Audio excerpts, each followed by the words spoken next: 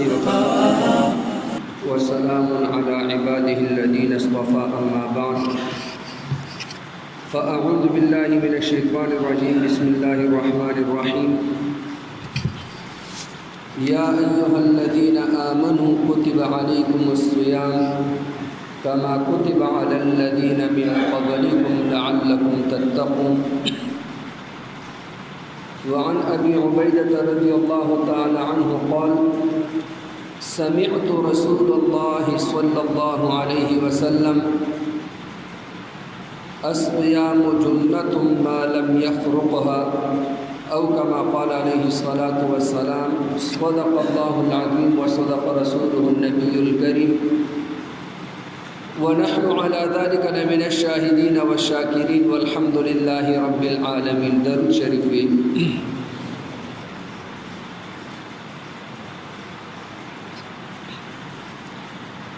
मैं इज़्ज़तमंद व कदरमंद मुसलमानों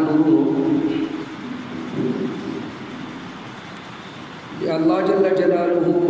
लाख लाख शुक्र दा जम्मू तासुताए पशवंदाना के रमज़ानुल मुबारक मेश यो और बेनसीब कड़ा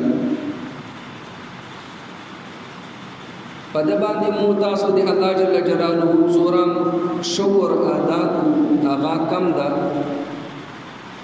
और दिदा नेमत शुक्रिया दादा जिदारे मेश दी कुम आदाब दी अब आदाब सरमु तासु दा मुबारक मेश तेरहु नुचुना चबदे दा नेमत शुक्रिया आदाशी दिदा मेश दी मुकाम और मर्तबा दिदा मेश दी फजीलत फ़ज़ाइल कोई ढेर ज़ेद थी। यो हदीस तासो खिदमत के अर्सकुम सुमुता दिदे मेश दी अंदाज़ा उलगी से दिदे मेश चोरा लोए मुकाम दादे अल्लाह जल्ल जलालुहु बनिस बांधे दे बकायात बोला सुमेश को सरदारा मेश रमज़ानुल मुबारक मेश था। हज़रत सलमान रज़ी अल्लाह ताला अन्हु ने रिवायत आगा फरमाई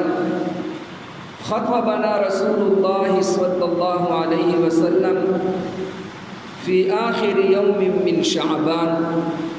नबी अलैहिस्सलातु वस्सलाम योवार 29 शाबान बांधे वाज को नसीहत को फरमायलु फ़क़ाल या अय्युहन्नास नबी अलैहिस्सलातु वस्सलाम खिताब करो स ए खल्क़ु क़द अज़ल्लकुम शहरुन अज़ीमुन मुबारकुन यकीनन पता सो बांधे युवा ढेर लोया मुबारक मेश त्रावला शहरुन फ़ीहि लैलतुन पदे मेश की युवा शवादा खैरुम मिन अल्फ़ि शहर सगादे ज़रो मेश तो नाम बेहतर अदा शहरुन जअलल्लाहु सियामहु फ़रीज़ा रमज़ान मुबारक मेश विदादश दे मेश था ची दगे मेश दे रोज़े अल्लाह जल्ल जलालुहु फ़र्ज़ करी दी व क़ियाम लैलिही तत्वुअन व दे दगे मेश दे दिशबे क़ियाम यानी तरावीह दा अल्लाह जल्ल जलालुहु नफल गर्ज़वली दी। मन तक़र्रब फ़ीहि बिख़स्लतिन कुम कस पदग़ मुबारक मेशती के सनत यो अमल सरा दे अल्लाह जल्ल जलालुहु नज़दीकत हासिल की कुम योम नेक अमल उकरो कान कमन अद्दा फ़रीज़तन फ़ीमा सिवाहु विददशन दी सवाब दा लका रमज़ान न अलावा आम मेशतों की द फ़र्ज़ अदा करे भी रमज़ान मेशती की कुम यो नेक अमल ता उकरो अल्लाह रज़ा दे पारा सवाब दशंदी को मिलवेगी अगरचे अगा अमल सुन्नत भी नफल भी मुस्तहब भी सवाब वरबाद दे फ़र्ज़ उनता मिलवेगी लका आम मेशतों के सड़े फ़र्ज़ अदा की वमन अद्दा फ़रीज़तन फ़ीहि चाच दे रमज़ान मुबारक मेशत के यो फ़र्ज़ अदा करो کان کمن ادى 70 فریضة فيما سواه. د دې ثواب دا لکه رمضان نه علاوه عام میاشتو کې د 80 فرض ادا کړی وي. 70 فرض یوا روزه د وسطله فرضي 70 فرضي روزو برابر ثواب. یو فرض مونږ دی وکړو 70 فرضي مونږونو برابر ثواب. کوم یو فرض په دغه میاشت کې څوک ادا کړي نبی علیہ السلام فرمائی عام میشتو کی سڑے اویا وار فرض ادا کی دور لوی ثواب دا وهو شهر الصبر. نبی علیہ السلام فرمائی صدا دی صبر میشتا ولگا برچی تند برچی ولگا تند راشی پیدے کی دے بقراری و دے تکلیف اظہار نکول ولګ راغلا تند راغلا به په معمولی خبرو باندې جنگ جګړې نه کول تکلیف به در باندې رسی. نبی علیہ السلام فرمایي وهو شهر الصبر دا د صبر میاشتا بل به در سره زیتیو کی تبه برداشت کوي پاغه باندې به صبر کوي. دانا څه مزدګری دا رژیماتی ته ټیم نشدو دا په فلانی کس باندې روزه او خطا روزه بچا باندې نه خېږي مو خلک چې فلانی جګړه وکړه ویلې جګړه وکړه به بس مخامې نشدو دا روزه بخېدي. الان کې روزه خو د صبر ترغیب ورکړي روزه خو د جګړې ترغیب نه ورکړي. یعنی دا د مو تاسو زبان ضد باندې عام طور باندې دا جمله استعمالېږي جګړه ځکه وکړه ته روزه دی وجه روزه چاته د غلطو کارونو د ګناهونو ترغیب نه ورکړي روزه د صبر ترغیب ورکړي. نبی علیہ السلام فرمایي دا د صبر میاشتا والصبر ثوابه الجنه د صبر بدلا څه شي دا جنت ته. ولګه تندر اخلا یو بل کستا سره ظلم زیته وکړو الله رضا دې پر صبر دې وکړو برداشت دې وکړو انتقام دیوانه خستو غصه دی ور سره اونکړه معمولی غونډه عمل دی صبر دی وکړو. نبی علیہ السلام فرمایي دی دغه صبر بدلا جنت تا. وشهر المواسات نبی علیہ السلام فرمایي دا دی غمخواری دی همدردی میشتا. یعنی نبی علیہ السلام دی اسلامی تعلیمات ته مو ګورګنا اسلامی تعلیمات څه دي و دی مو معاشره مو په کومې باندې رواني. نبی علیہ السلام فرمای وشهر المواسات رمضان میشت دا د همدردی د غمخواری یو بل سره د ښېګړې میشته. مخوزان ته مسلمان یا یو کنه عام وختونو کې د مو ریټونه څوره وي رمضان میشت راشي به د مو ریټ اسمان سره خبرې کوي. اسلام تعلیمات راکړي چې دا د غمخواری میشته مو یې څنګه دا د ظلم میشته خپه کې ګټاو کا غریب پکې خ حلال کا. یعنی اسلام څومره مخکې نه د غربت مسله حل کړي. ټولونه اولنې आवाज غربت خاتمه لپاره غریبانو حق لپاره आवाज سچاو چت کړي هغه اسلام ده. دا نن سبا خاصه خود غرض خلق دي غریبانو په حق کې आवाज اوچت کی غریبانو لپاره حق غواړو. به څلک وخت تیر شي همدغه لیډر همدغه غریبانو سره خخوي به غریبانو سره جګړې وي. و اسلام هغه وختونه ابو بکر صدیق رضی الله تعالی عنہ مانعین زکات کوم خلق زکات نه انکار کړو حالانکه هغه نور ټول اعمال د اسلام ولا کول صرف یو زکات نه انکار وکړو. هغه سره اعلان جنگ وکړو ویلې اعلان جنگ وکړو وی تاسو زکات نه ورکوي دا خو تاسو دي غریبانو حق را لاندې کړو. غریبانو حق ته پارا ابو بکر صدیق رضی الله تعالی عنہ اعلان جنگ کړي هغه حق ورته وصول کړي. او نبی علیہ الصلوۃ والسلام څه فرمایي دغه میاشت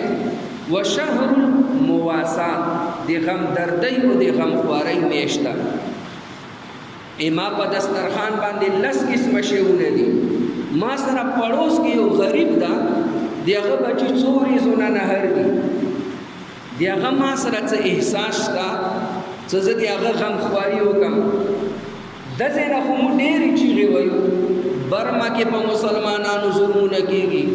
په کشمیر کې په مسلمانانو ظلمونه کېږي ټیک ته ناروا دي هغه خلاف به آواز اوچتو هغه ته نه رسېږي د خپل پړوسي حق خو دې ادا که که نه چې دا کوم دې سره خوا کې پروت ده دیر سره اوسي د حق نه ادا کوي کشمیر دپاره ته چیغې وایي کشمیر والاو دپاره د هغو حق به ته څه ادا کړي. نو غمخوارۍ میاشت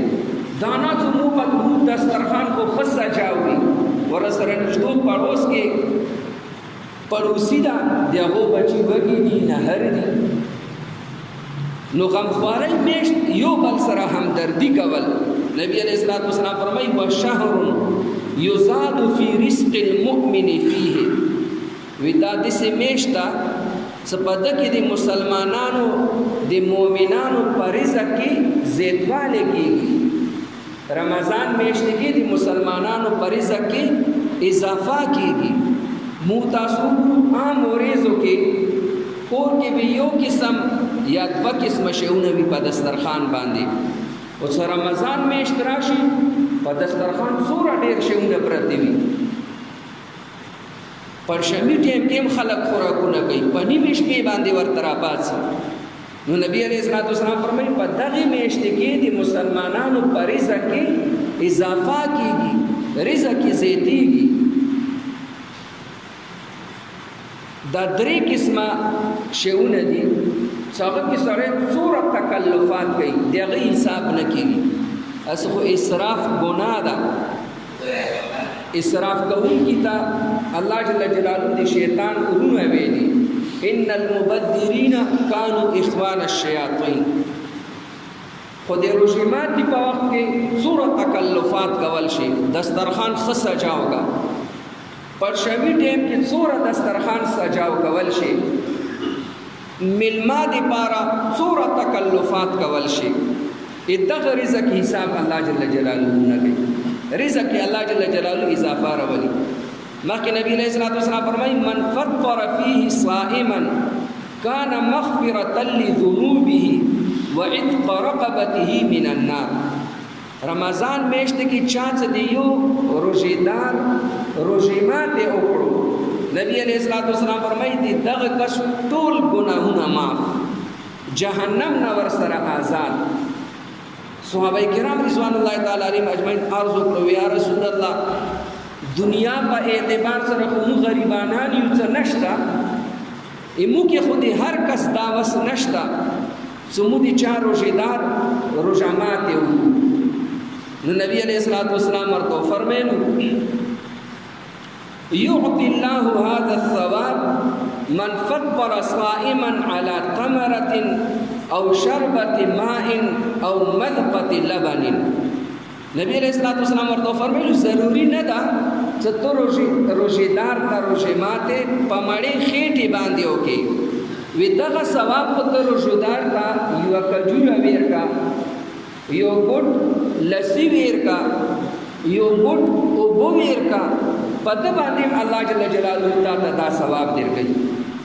څومره لوی ثواب. یوه کجوره دې چاته ویر کړه یو ګوټ اوبه دې ویر کړې کوم شی دې خوراک والا ورته ویر کړو مقصد درنه دا ده ته ضروري نه ده چې په مړې خېټې ورته ته خوراک ویر کړې دومره خو به دې هر کس وس نه وي. کجوره دې ویر کړه په دې تا ته دا ثواب ملويږي. بیا موږ سوچ وکړو چې روژېدار ته یوه کجوره تا ویر کړه روژې ماتي ته په هغې دې تا ټول ګناهونه معاف شو جهنم نه ورسره خلاص شوې. چې به یو کس روژېدار ته په مړې خېټې خوراک ویر کړي هغه ته به څومره اجر ملويږي. پړوسي دي د هغه ته د کور ته سالن واستولو روټۍ دي ورته واستوله غریبانان دي په ده باندې به الله جل جلاله تا ته څومره اجر عظیم درکوي. نو مبارکه میاشت ما محترم الله جل جلاله تاسو ته دغه میاشت کې دوباره یو ور ژوند کې به حصہ راکړه د دغه میاشت شکریا دا د څه اعمال سره مو تاسو ته مبارکه میاشت تیر الله جل جلاله پکې راضي کو خفا نشیرن الله پاک نبی علیہ الصلوۃ والسلام مشهور حدیث دا منبر باندې خیتو اولنۍ پوړی باندې خپاګي اخلا امين بدوي می خپاګي اخلا امين بدرې می پوړی خپاګي اخلا وی امين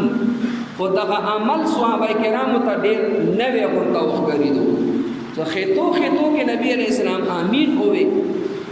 بعد کی صحابه کرام رضوان الله تعالی علیهم اجمعین تاسو نبی علیہ الصلوۃ والسلام نه دا نن مو یو نوې عمل ولیدو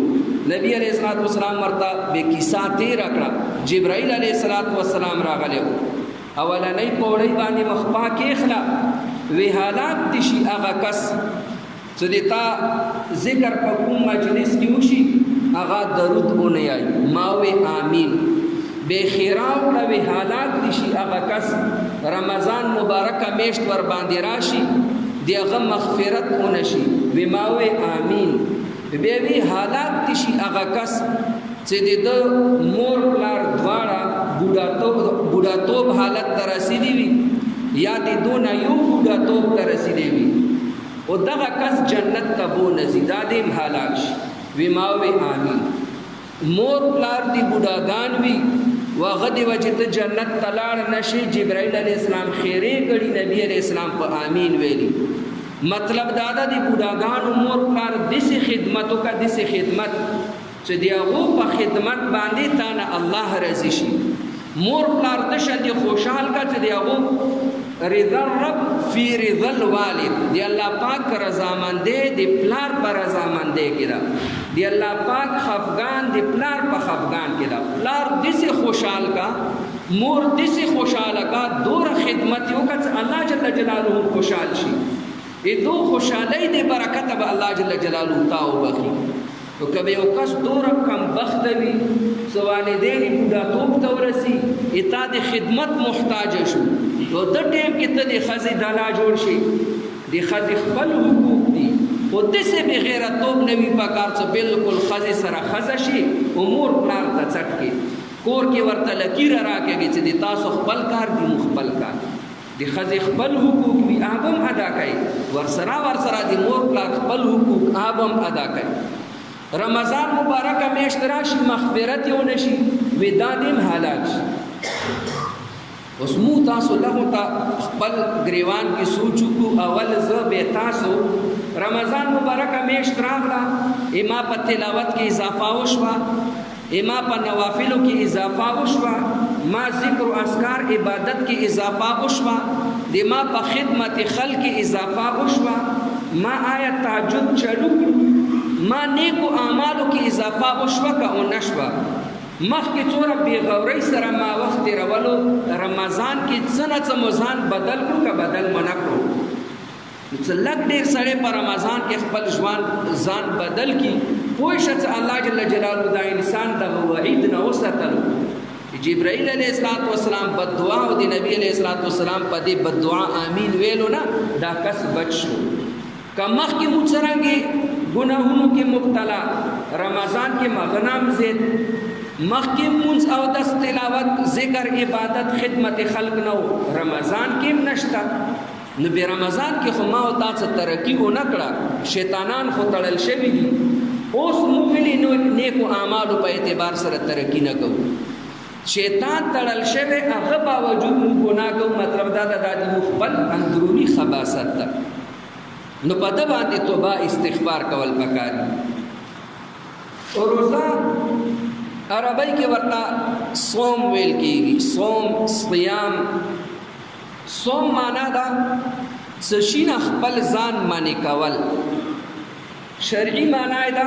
صبح صادق نواله غروب آفتاب پورې کانا پینا جما دن خپل ځان معنی کول دته ویل کېږي روزه د حضرت آدم علیہ السلام نوالا تر نبی علیہ السلام امت پورې ہر امت باندې روزه فرض و بلکہ صرف اسلام نہ نور کوم ادیان دی ادیان باطله په هو کې روزه شته د هندوانو هم روزه شته، د یهودینو هم روزه شته، د عیسایانو هم روزه شته، نورو مذاهبو والا هم روزه شته، خو روژې کې فرق وي. بعضې کسان روژه ساتي صرف غوښې نه بس د مخصوصو ورځو کې پرهیز کوي، غوښه به نه خوري، نور هر څه خورای دا روژه ده. صرف فروټ خوره او بس کا، نور څه به نه خوري، بس دا د هغو روژه ده. مختلفې طریقې دي د نورو دینونو والا د روژې والا. شروع کې ایام بیز روژې فرض وي. ایام بیز د هرې میاشتې 13مه، 14مه، 15مه اسلامي تاریخ اعتبار سره دا روژې به فرض وي. حضرت آدم علیه السلام به د ایام بیز دا روژې ساتلې. ابتدائی اسلام کې د 10 محرم روژه دا فرض وه. د عاشور روژه زموږ تاسو ورته عاشور وایو، د 10 محرم روژه ابتدائی اسلام کې فرض وه. بے وقت سرا اللہ جل جلالہ رمضان مبارک روزے دا فرض کری. سن 2 ہجری 10 شعبان پا مدینہ منورے کی 2 ہجری 10 شعبان باندے دی روزے دی فرضیت حکم اللہ جل جلالہ نازل کرد. روزے فرض دی کل رمضان روزے فرض شوی دی 10 محرم روزہ دی اغا فرضیت ختم شو، اس اغا روزہ نفلی دا. ابتدائی اسلام کې دا سہولتم ہو، کچا با روژہ ستلا او کچا با دی روژے فدیہ ورکولا، دا باغتا اختیار ہو. چونکہ روژے حکم لگ سخت ہو، دی وجہ اللہ جل جلالہ دی روژے حکم 3 نمبر باندی خیاؤ. اول منزو، دویم زکاة، 3 نمبر کے روژہ ہوا. روزوں کی چونکہ لگ تکلیف زید ہو، دی وجہ دی روزے حکم اللہ جل جلالہ تدریجاً رو مکمل کرو. شروع کے پر روزہ دشان دیوا اللہ جل جلالہ ہر کس تا اختیار ور کرے ہو. کڅوک روزہ ستی رمضان کے آدھے روزہ استی، او کڅوک روزہ نستی دیوے روزے پا بدلے کی یوا فدیہ دی ور گئی. سکلہ بے مسلمانان روزوں سر عادی شو، بے دغا حکم ختم شو.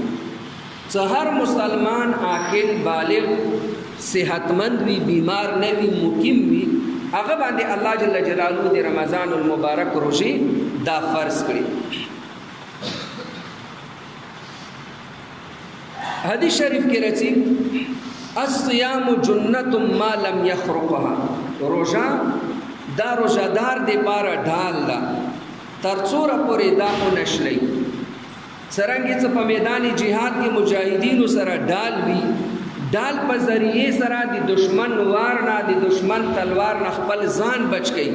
همدغه رنګې روزې په ذریعے سره روزادار مؤمن د نفس او د شیطان د دغو وسوسو نه، ګناهونو نه دا خپل ځان ور سره بچ کړي روزې په ذریعے سره. نبی علیہ السلام فرمائی دورا وقت پوری دا روزہ تا دی پارا ڈال دا، روزی پا برکت سرا دورا پوری بتا گناہونو پا بچکے گی ما لم یخرقها، ترسورا پوری سے دا روزہ چا انشلا والا.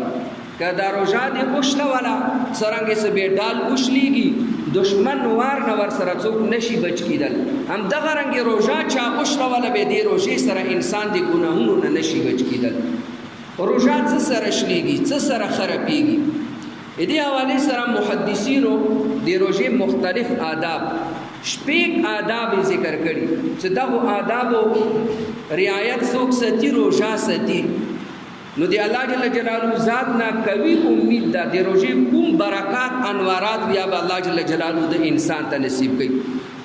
د روزې د آدابونه ټولو نه اولانې ادب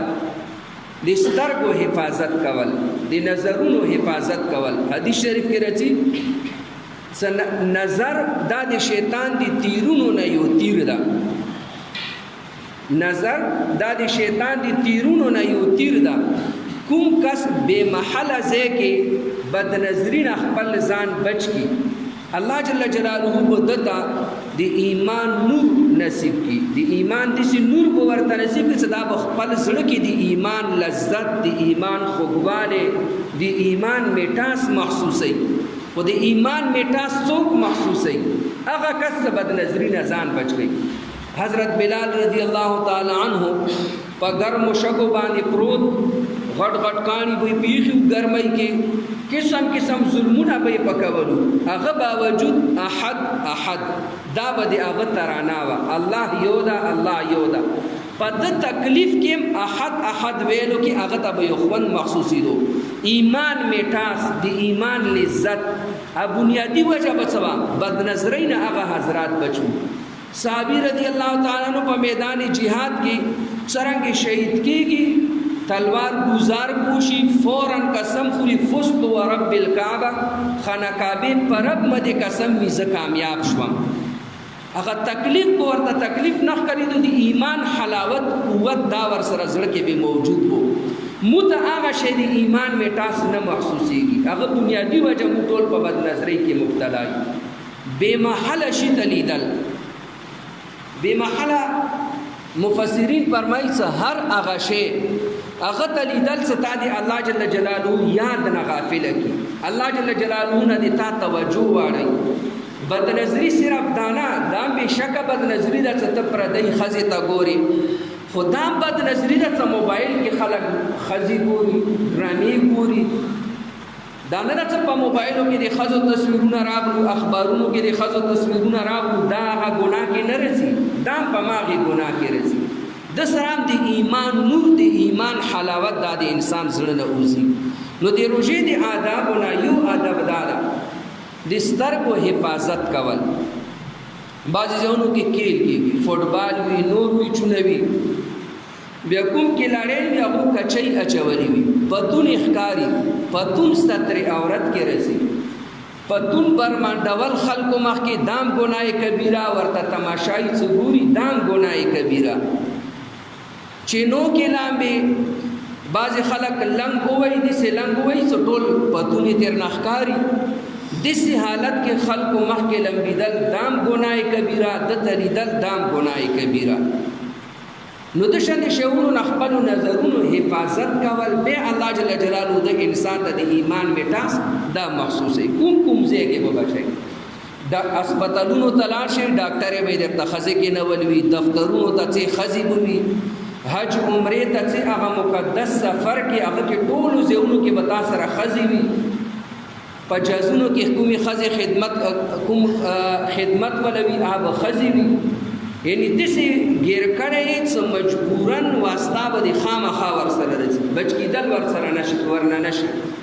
دا ټول د غیرو خلکو سازشونه وي چې هغه مقدس اعمال حج عمرې ورته مبارک عملونه چې هغه نه ما ورته محروموي. نو یو شی د روژې د آدابو نه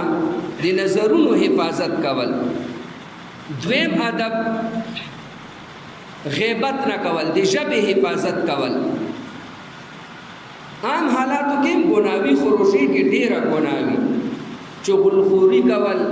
غیبت کول، زیړې کول، نور د شته ګناه والا خبرې کول، ګاڼې بچانې ویل. نو د ژبې حفاظت کول. کوم شی کس د ژبې حفاظت نه کوي، د روژه ما لم یخرقها، د خپله روژه وشلوله.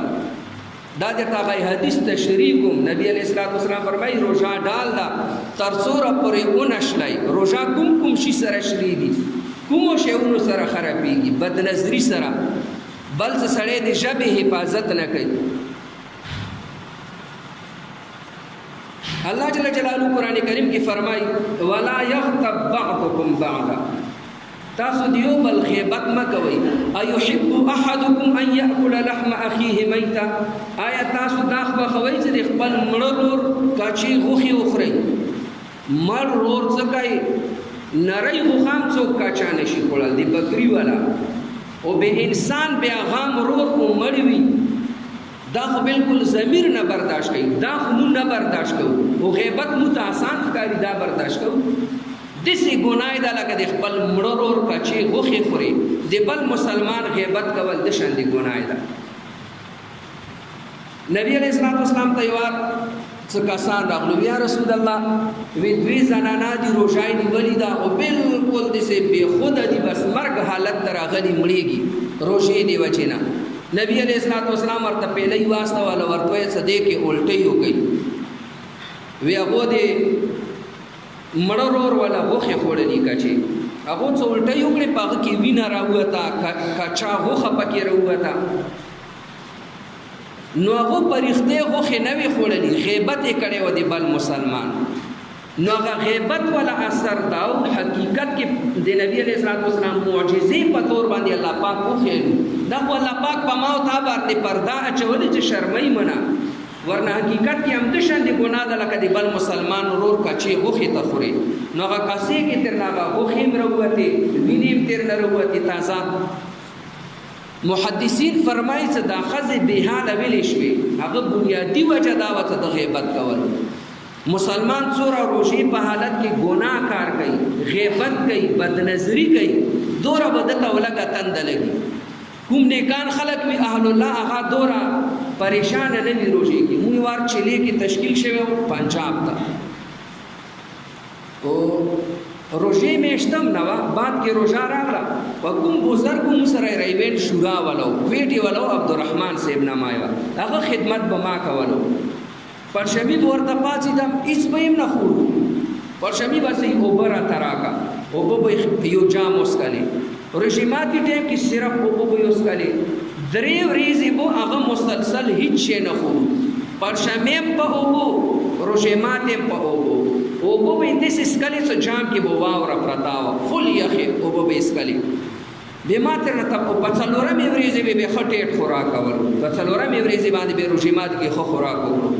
ماته تاسو کړو حضرت مې مخ سبای ناشتاو کوم مسبخین رته ولګه لګی دی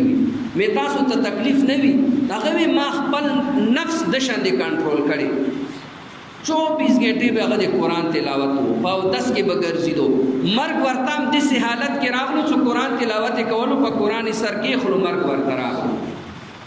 نو څور هغه نیک صالح بزرگان نیکان خلق وی کنه تقوا دی وجنه روزي تکلیف هغه ته نه محسوسيږي او دا دوی خدي چې کوم حدیث کې ما تاسو ته عرض وکړو دا ویلي دورانې ډاله شوی پریشان وي دو غیبت کول او غیبت دی وجنه انسان باندې روزه هغه نورام سختی نو غیبت سخت ګناه یو ورته صحابه کرام رضوان الله تعالی علیهم اجمعین نبی علیہ الصلوۃ والسلام نه تاسو وکړو وی رسول الله وی غیبت ستې نبی علیہ الصلوۃ والسلام ورته فرمایلو دی بل چاپ پسې پوش دسه خبره کول کاغه ته پته ولګي وا ور باندې خپکیږي وی د ته غیبت یې ای چاپ پسې پوش دسه خبرو کې کاغه خبر شي اپ خپکیږي د ته غیبت یې صحابه کرام رضوان الله تعالی علیهم اجمعین عرض وکړو وی رسول الله وی هغه خبره کاغه کې موجوده وي به وی هم دا خو غیبت تا کنه کپاغه کې خبره نوی موجوده دا خو تهمت شلو مې څنګه کما دا خبر وکړه ما خو حق کوي حق تا تدیمو کې باندې ریا چې مو هغه حق یایو څو کوم حق ایماد خواهش مطابق وي هغه حق نه یایو چې په ما باندې ضرب لګي هر کس هغه حق ته خوشاليږي چې خپل فایده وي پکې نو موږ کما دی هغه غیبت خو نه دا کړی دا خبره په هغه کې موجوده ده ما خو حق بیان کو نبی علیہ السلام فرمایي ام دا غیبت تدا هغه وېدونه دغه غیبت متعلق راغلي هغه کې هغه ګناه نه وي او به تی بیانې غلطی پکې نه نو دا خو تهمت شو دی هغه نام سخت ګناه ده نبی علیہ السلام په لری باندې تلو وې فرمایلو وی دا دوکبرونه دي دکې مړو ته عذاب ملويږي عذاب قبر کې مبتلا دي ویو ته دې وجنه عذاب ملويږي چې د غیبت کول بل ته دې وجنه عذاب ملويږي چې د میتیز و نزان نه بچ کول سنجاب نه وچولا یعنی د غیبت وبال اخرت نه قیامت نه مخ کې په قبر کې په انسان باندې دی هغه عذاب او وبال ور باندې راځي نبی علیہ الصلوۃ والسلام څه فرمایي دوه ته قبر کې عذاب ملويږي حدیث شریف کې راځي د سود نه خبره توجه سره واورو د سود 70 درجې دي 70 بابونه د سود 70 درجې دي نبی علیہ الصلوۃ والسلام فرمایي ټولو نه کم درجه دي سود والا کم ګناه وی هغه دا لکه سړی خپل مور سره زنا وکړي اوس دای مو تاسو زین نه مني خپل مور سره زنا په شبیم نشو ویل او ریدلیم ځان راته د سپک غوندخکاری نبی علیہ السلام څه فرمای سود 70 درجه ټولو نه کمه ګناه وی ادا د لکه خپل مور سره سړی زنا و او بیا غټ ګناهونه به څوروي مو تاسو خپل معاشري کې ګورئ مو ټول نظام په سود باندې چلی او بیا مې څه امن راشي حالات دي درشي فتنې دي ختم شي مو خو هغه عملونه کوم چې د الله پاک عذاب ته دعوت ورکوي نو رچی خو به عذاب هغه عملونه خو نه کوم چې د الله پاک رحمت ما او تا طرف ته متوجه شي نو ټولو نه کمه ګناه دي سود والا هغه دا د لکه سړی خپل مور سره زنا وکي او نبی علیہ السلام فرمایي یو درهم یو روپۍ چا سود وکړو اته دورا ګناه ده لکه 35 وار د زنا وکړه 35 وار او بعد 70 درجو کې سود ټولو نه غټه ګناه کومه یواله نبی علیہ السلام فرمایي ټولو نه غټه او سخته ګناه ده د مسلمان بیزتی کول متدا څخکاری هیڅرته نخکاری نبی علیہ السلام څه فرمایي 70 درجې دي سود ټولو نه کمه ګناه د سود والا لکه مور سره څوک زنا وکړي یو روپۍ سود دی وکړو 35 وار زنا برابر ده او به د سود ټولو نه غټه ګناه ټولو نه خبيثترین سود ټولو نه سخت هغه د مسلمان بیزتی کول ده مونږ تاسو خپل معاشري کې وګورو کنه د دوا کسان کې نه اده دریم غیبت کې چلو کې څلور کې نه د پنځم غیبت چلو کې د مو مجلس زینت ا غیبت جوړ شوی وي مو د مجلس زینت ا بلس پکوي جوړ شوی وي دنه بغیر مو مجلس ټیم پاسې نه کیږي راشه څه ټیم پاسې او ټیم پاسې څه خو د بل غیبت وکړي کنه غیبت کول څنګه ګناه ده غیبت اوریدل هم د شاندې ګناه ده نو خلاصہ د تاسو کوم حدیث شریف کې راځي روزه مسلمان دی پارا ډال دا ګناه نه بده الا بچکی سوره پر روزه اونشلای روزه دی اوشتا والا ډال دی اوشتا والا اوس ته ګناہوں نه ځان نه بچکی دا روزه ته دی آخرت عذاب نه نشي بچکول محدثین څه فرمایي شپږ آداب به ذکر کړي اولانې د سترګو حفاظت نمبر 2 د ژبې حفاظت نمبر 3 د غوږونو حفاظت نمبر 4 بقایا څور اندامونه دي د دو حفاظت نمبر 5 حلال روزي سره روزه متول نمبر 6 خپل روزه باندې اخر کې ډریدل یریدل څه پته نشته ما دا روزه به الله پاک په نسبت باندې مقبوله وي او که نبی وي مقبوله دغه آداب سره چې مو تاسو رمضان تیر شي نو ان شاء الله د رمضان کوم برکات انوارات دي الله جل جلاله به ماغنا نه محروم کوي الله جل جلاله دې مو تاسو عمل کولو توفیق راکړي یا رب العالمین یا حی یا قیوم سبحان ربک رب العزة